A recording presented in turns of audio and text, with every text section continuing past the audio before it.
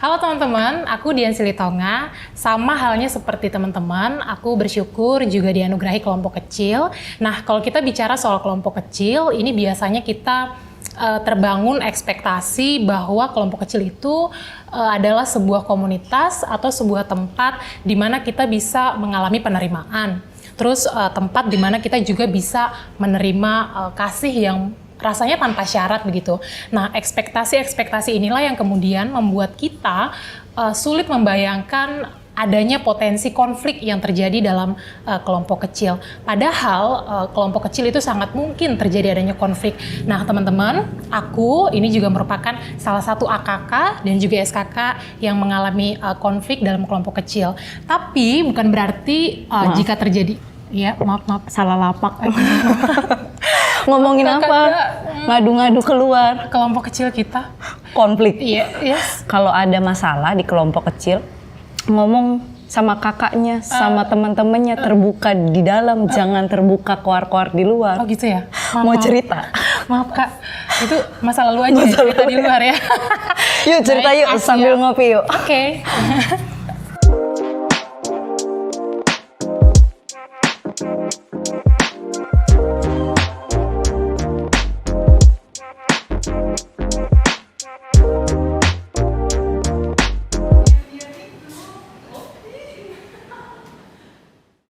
Halo, kembali lagi bareng sama Dian. Hai Yan. Halo teman-teman. Nah teman-teman, ini Dian, adik kelompok kecilku waktu di kampus, dan sampai sekarang kita menjalin relasi dalam proses pemuritan. Apa kabar Yan? Sehat Kak. Tadi ngomongin apa di depan? Curhat apa? Curhat soal konflik dalam kelompok kecil. Pernah punya pengalaman? Ya, pasti. Masih ingat dulu kita berantem? Emang kita berantem ya? Banget. Iya, pernah. Tapi nanti mau nggak sharing tentang bagaimana kita bermasalah, kita berdebat sampai ada konflik gitu sendiri sama teman-teman yang lain? Aku akan cerita. Asik. Kenapa sih bisa berkonflik dulu? Kau sama aku dan kau sama SK kamu. Cerita gimana pengalaman itu? Sebenarnya aku lupa sih karena terlalu kompleks ya, maksudnya masalahnya sampai akhirnya sebenarnya konflik itu karena klimaks ya. Jadi pasti yang pertama yang dirasakan tuh apa ya, perbedaan kali ya. Kita kan Morpe tuh ada berlima, lima-limanya beda karakter. Seperti apa sih perbedaan kau dengan SK kamu waktu itu? Aku sebutin satu-satu. Iya, boleh. Karena kita lagi bahas Morpe ya, jadi beda banget sih. Maksudnya kalau aku kan cenderung ke kolerik sebenarnya. Banget. Terus ketemu sama kayak Yohan yang apa sih yang ada plekma juga. Plekma tapi sebenarnya melankolis banget gitu. Nah Echa tuh yang juga sama plekmanya. Plekma parah sih kalau Echa. Terus Tami tuh sebenarnya plekma tapi melo juga gitu. Sementara aku tuh nggak masuk yang kayak gitu gitu loh. Jadi kalau sama SKK begitu sih, maksudnya menghadapi perbedaan seperti itu. Nah, tapi aku juga berpikir ya, kayaknya konflik itu juga terjadi bukan hanya karena kita punya perbedaan, tapi justru jangan-jangan karena persamaan itu juga kita bisa berkonflik gitu. Karena aku merasa gesekan itu bisa terjadi oleh benda yang sama-sama keras kan. Jadi mungkin bukan cuma persoalan perbedaan karakter dan lain sebagainya, tapi bisa jadi persamaan karakter itu juga bisa membuat konflik. Iya. Dan sebenarnya kalau boleh nambahin, aku juga mungkin punya isu hidup yang mungkin teman-teman juga belum siap menghadapi itu. Bahkan aku sendiri pun nggak siap menghadapi isu itu. Kayak misalnya soal aku tuh gampang menuntut keadilan. Termasuk kau menuntut keadilan itu padaku. Yes. Pasti, kakak tuh pasti utamanya menuntut. Iya, aku ingat waktu itu kamu bilang kalau aku pilih kasih. Yes. Padahal aku sendiri tidak sedang merasa aku membedakan, tapi kaunya yang merasa bahwa aku tidak sedang adil begitu. Mungkin awalnya ya aku bilang tadi, ekspektasi aku mengharapkan pemimpin itu ya harusnya bisa bersikap sama rata gitu loh. Tapi waktu kita kelompok kecil kan, waktu itu kita nggak hanya kelompok kecil ya Kak, tapi ngerjain pelayanan juga, pelayanan siswa. Nah dalam kelompok kecil dan pelayanan siswa tuh aku melihat cara Kak Maria menghadapi kita satu sama lain itu berbeda. Nah Mungkin karena waktu itu aku juga jadi ketua pelayanan siswa kali ya. Jadi mungkin Kak Cupret tuh waktu aku melakukan kesalahan kayaknya langsung kentara gitu loh, apa responnya seperti apa, kerasnya gitu. Tapi waktu ke teman-teman yang lain kok aku nggak melihat itu gitu. Contoh yang aku ingat sih waktu itu seringkali misalkan kita lagi rapat TPS gitu ya, tim pembimbing siswa. Kalau aku telat tuh kayaknya Kak Cupret raut mukanya beda, terus responnya berbeda, terus kayak langsung kasih apa ya namanya teguran gitu. Tapi kok kalau kayak Mona gitu atau bahkan Dewi atau siapapun Mindo yang terlambat tuh kayaknya kok aku ngelihatnya disambut ya kayak Mon kok telat jam berapa nih, jadi bawaannya tuh kayak bercandaan gitu. Dan aku melihat itu tidak hanya sekali dua kali, jadi maksudnya itu aku perhatikan terus aku olah di dalam pikiran sendiri gitu kan, kenapa ya, apa mungkin kasihnya berbeda, apa mungkin Kak Cupret memang lebih concernnya ke mereka atau seperti apa gitu. Maksudnya di dalam keterbatasanku memahami ya simpelnya aku akhirnya melihat ya kekecewaan. Kak Cupret wah nggak bener nih. Maaf ya aku nggak bener.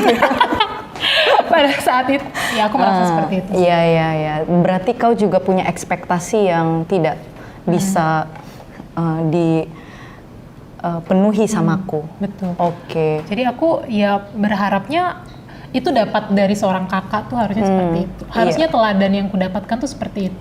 Apalagi kan aku nih cenderung apa ya, Kak Cupret minggu lalu kan bilang cenderung pemberontak. Aku juga sama gitu. Segala sesuatu tuh dipikirkan, terus kenapa begini ya, kenapa maksudnya langsung seperti itu sih. Jadi itu juga kan yang kemarin kita jadi berkonflik. Yes. Dan kenapa akhirnya itu jadi panas? Karena aku memakai media yang sebenarnya tidak seharusnya ya. So, aku maksudnya jujur mengakui karena apa sih bermasalahnya kan di dalam, di internal. Sudah tidak punya cara lagi untuk menyampaikan gitu. Maksudnya bagaimana supaya bisa dimengerti gitu. Akhirnya kau di media sosial, Facebook waktu itu. Benar, apalagi aku juga tipikal yang senangnya mencurahkan tulisan gitu kan. Jadi aku merasa ya kalau aku nulis kan orang lain nggak bisa dong langsung menghakimi aku punya masalah sama siapa dan apa. Yang penting jadi itu keluar aja masalahmu dulu. Tapi kamu nggak pikirin kalau efeknya seperti apa. Tahu nggak? Waktu itu aku waktu dikasih tahu, Kak lihat deh status Dian. Dia kayaknya mengomentari tentangmu. Soalnya yang dia sampaikan itu kekecewaan sama sosok kakak. Kayaknya itu PKK. Dan itu kayaknya lu. Dan waktu aku baca, wah itu hancur. hancur sekali. Karena aku sendiri nggak siap untuk disalah mengerti, disalah pahami. Padahal aku merasa aku adil. Tapi ya itu, bahwa aku nggak bisa menyenangkan orang lain, termasuk adik-adik yang sedang kulayani. Ya akan ada perbedaan-perbedaan isu hidupku dengan latar belakang adik-adik itu menjadi gesekan yang konflik akhirnya menjadi sebuah realitas yang nggak bisa terhindari di dalam berkelompok kecil gitu. Kau sendiri akhirnya dalam ketidaksanggupan mengelola konflik meledak, gimana prosesmu sendiri untuk bisa menyelesaikannya? Sebenarnya itu kenapa bisa akhirnya meledak ya itu tidak bisa mengelola. Terus aku salah berespon. Aku ingat banget Kak Cupret dulu pernah ngomong kalau kita marah, ya itu adalah respon kita, tapi bukan berarti itu menjadi respon satu-satunya. Itu bisa jadi respon pertama, tapi belum tentu itu jadi respon yang terakhir. Jadi bergantung bagaimana kita. Nah, jadi aku merasa waktu itu responku selesai di marah. Jadi aku tidak bisa lagi melihat itu dengan jernih. Terus akhirnya terjadilah hal seperti itu gitu ya. Nah, prosesnya tuh sebenarnya panjang banget nggak sih? Karena pasti suasana jadi nggak baik. Kita diem-dieman, perang dingin, dan itu tuh nggak hanya terjadi akhirnya di antara kita berdua, tapi itu efeknya ya seperti tadi Kak Cupret bilang, aku tidak memikirkan bagaimana dampaknya, karena semua orang jadi tahu, terus akhirnya semua orang jadi melihat, ih kok gitu ya, padahal kan kelompok kecil, padahal kan belajar firman, terus akhirnya jadi terbentuk, kok ada keributan, betul, terus jadi terbentuk dua kubu gitu, ada yang sama aku, ada yang sama Kak Cupret. Siapa kubumu? Halo teman-teman. Dian, Eca, Yohan, Tami. Tami netral kayaknya ya. Aku sama Mona. Karena waktu itu kamu menyerangnya aku sama Mona. gitu. Iya, kayaknya gue antagonis banget ya. Iya sih, maksudnya efek-efek konflik tuh jadinya seperti itu sih, jadi meluas dan akhirnya jadi akar kepahitan kali ya.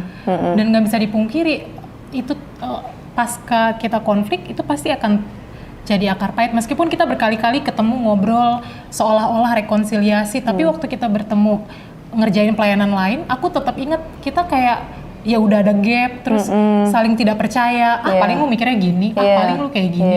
Sudah punya prasangka ya. Nah, betul. Jadi kayak itu sih efek konflik jika tidak bisa dikelola, melebarnya ke sana sih. Jadi itu akan berdampak jangka panjang sih, kalau kita tidak bisa mengelola. Iya. Perjalanan 8 tahun konflik di antara kita dan kelompok kita itu bukan cuma sekali itu doang. Mungkin itu yang paling besar yang memang nggak terhindarkan karena ada perbedaan. Dan aku jadi belajar bersama dengan Morpe. Ada di dalamnya proses saling mengenal, saling menajamkan, dan itu tanda pertumbuhan kalau bisa dikelola dengan baik. Memang nggak mudah dan sakit, tapi gesekan itu justru menajamkan, mengaluskan supaya ya satu sama lain bisa saling bertumbuh. Kau belajar apa waktu bertemu dengan konflik di dalam kelompok kecil? Selain apa sih namanya yang tadi aku bilang, memahami karakter sendiri, karakter orang lain, aku juga jadi melihat kalau konflik itu bukan sesuatu yang buruk. Karena kadangkala orang tuh termindset gitu loh. Maksudnya kalau terjadi konflik artinya nggak sehat kelompok kecilnya. Artinya berarti nggak ada Kristus di dalamnya. Artinya berarti ya mereka cuma kelompok aja tuh, nggak ada firman di dalamnya gitu. Aku sih dalam masa-masa perenungan waktu itu melihat juga bagaimana Yesus dengan para murid, kan di dalamnya juga seringkali banyak perdebatan, si ini mau di sisi kanan, ini begini, ini begini. Tapi melihat itu, justru itu kesempatan Yesus untuk memberi pengajaran waktu murid-murid tidak sependapat, beda argumen dan lain sebagainya. Jadi aku belajar ternyata konflik itu satu sisi menyehatkan ya. Memang tadi benar kata Kak Cupret, pada saat masa pengasahan tuh sakit, nggak enak, nggak nyaman. Tapi justru disitulah Tuhan mau bekerja. Ya balik lagi, jadi aku tahu siapa diriku dan aku tahu siapa PKK-ku, siapa SKK-ku, dan itu membuat aku akhirnya waktu menghadapi hal yang sama, aku bisa merendahkan diriku. Aku bisa mulai memahami, oh jadi lihatnya dari sudut pandang yang lain. Belum tentu lu benar. Oh jadi lebih banyak permakluman tapi bukan kompromi ya. Seperti itu sih. Jadi mendewasakanmu benar, mendewasakan poinnya sih, konflik. Aku waktu dituntut olehmu, terus disalahpahami olehmu, aku jadi belajar sebagai seorang kakak jadi sabar. Aku juga bisa diuji tulus waktu aku disalah mengerti, terluka, apakah aku mau tetap mengasihi, menjelaskan yang sesungguhnya aku tuh begini loh, apa aku menyerah untuk mengasihi kepada orang yang sulit ku kasihi gitu. Aku juga belajar untuk jadi lebih sabar, rendah hati di dalamnya. Nah, lebih ke ini, Tuhan bagaimana mengasihi murid-muridnya dalam banyak kesalahpahaman murid-muridnya pada Kristus. Ketika itu aku juga belajar untuk merespon seperti Tuhan ketika disalahpahami sama murid-muridnya. Dan itu yang membuat aku, waktu orang tanya, lu gimana sama Dian, lu gimana sama kelompok kecil Morpe, ya sudah kami break. Kita selesai dulu untuk melanjutkan kelompok kecil, tapi bagaimana kita perlu waktu. Dan di situ aku belajar untuk, Mar, lu tulus nggak? Lu mau tetap kasih nggak? Di situ sih aku jadi juga didewasakan sebagai seorang pemimpin. Dan dalam proses mengelola konflik itu dua pihak saling sih menurutku. Aku inget kadang-kadang Kak Maria yang datang, kadang-kadang juga aku yang datang, kadang-kadang sama-sama menolak. Tapi aku meyakini dalam proses kita rekonsiliasi itu Kristus tuh ada sih. Kalau aku pikir waktu kita konflik, karena kan kita konflik itu sebenarnya beruntut kan Kak, kayak nggak selesai-selesai gitu, konflik lagi, karena itu tadi akarnya udah banyak kecurigaan segala macam. Tapi sampai akhirnya nggak tahu kenapa kita bisa kembali rekonsiliasi dan bahkan bisa lebih bersahabat gitu sih. Maksudku itu wah itu proses yang aku syukuri sih, konflik dalam kelompok kecil. Iya. Mungkin kalau nggak ada konflik, aku tidak bisa memahami Kak Cupra itu seperti apa gitu. Dan aku akan ya katak dalam tempurung. Jadi aku cuma tahu kelompok kecil itu happy-happy, menerima dengan tanpa syarat, mengasihi. Jadi kalau beda, oh berarti ini bukan kelompok kecil ya Pak. Jadi aku belajar gesekan dan konflik itu baik dalam kelompok sih. Iya, dan itu mendewasakan. Konflik bukan tanda tidak bertumbuh, justru mungkin konflik bisa jadi pemurnian untuk menguji kasih satu sama lain di dalam berkelompok. 1,5 tahun kita akhirnya bisa bareng lagi setelah break waktu itu ya. Ingat kita kayaknya nggak usah bahas-bahas dulu, sempet memang mau bubar, tapi akhirnya bisa dikelola dan ya kau jadi orang yang bukan menghindariku. Setelah itu justru kau orang yang sampai hari ini datang dan ada di belakangku, mengikutku. Meskipun kita nggak setiap minggu seperti waktu kuliah, bahas-bahan, tapi aku tahu kau memperhatikanku dari jauh seperti aku juga memperhatikanmu dari jauh. Bagaimana kau sebagai alumni berkarya, ya kita ada di dalam proses pemuritan sampai hari ini gitu. Jadi kita nggak menjadi berhenti ketika ada konflik bubar kayak gitu sih. Dan kalau aku boleh namanya, sebenarnya konflik itu kesempatan kita untuk mengaplikasikan firman loh. Kalau tanpa konflik kita nggak akan tahu tuh bagaimana struggle-nya mengampuni, struggle-nya memahami orang lain. Iya nggak sih Kak? Maksudnya kalau tanpa konflik, kadangkala tuh waktu kita bicara kelompok kecil, itu tuh cuma kayak mesra-mesraan di media sosial. Itu tuh cuma kayak komunitas tanpa cacat gitu, kayak kudus-kudus aja. Kakak yang begitu perhatian dengan adik-adik yang begitu mengasihi. Maksudnya itulah. Tapi ya lewat konflik, menurutku justru kita bisa belajar dengan sungguh-sungguh mengaplikasikan firman sih. Tanpa konflik, tanpa dinamika kelompok, menurutku ya kelompok kecil akan cuma gitu-gitu aja sih. Iya benar. Seberapa kau bencinya sama aku ketika itu karena kekecewaan, kau pelan-pelan untuk mengampuni. Seperti itu juga waktu aku kecewa sekali samamu, aku juga dituntut untuk mengasihimu. Ya, gitu ya. Ketika itu kau pasti terluka sekali ya sama responku. Ya, ingat gak sih waktu kita retret terus kau panggil dek kita ngobrol, yang semua orang sanggup bicara, aku nggak bisa ngomong gitu, saking aku nggak tahu apa yang harus aku omongin, jadi aku cuma bisa nangis karena menurutku tuh apa ya, ya itulah kekecewaan yang Kak, gue tuh pengennya lu begini, tapi gue nggak dapet itu dari dan waktu gue merongrong pun lu tetap mungkin mengabaikan, menyepelekan, terus kayak apa sih gitu doang gitu lah, jadi ya, aku sadar ternyata aku bukan orang yang harus terlihat sempurna. Inilah aku ya, dalam banyak kelemahan, banyak kerapuhan di dalamnya sebagai seorang kakak.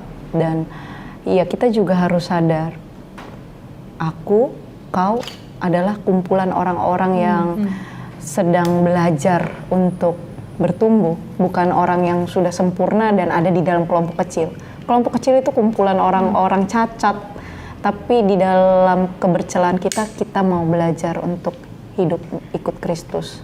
Yan, ada pesan apa buat teman-teman yang sedang berproses ketika ketemu konflik di kelompok kecil?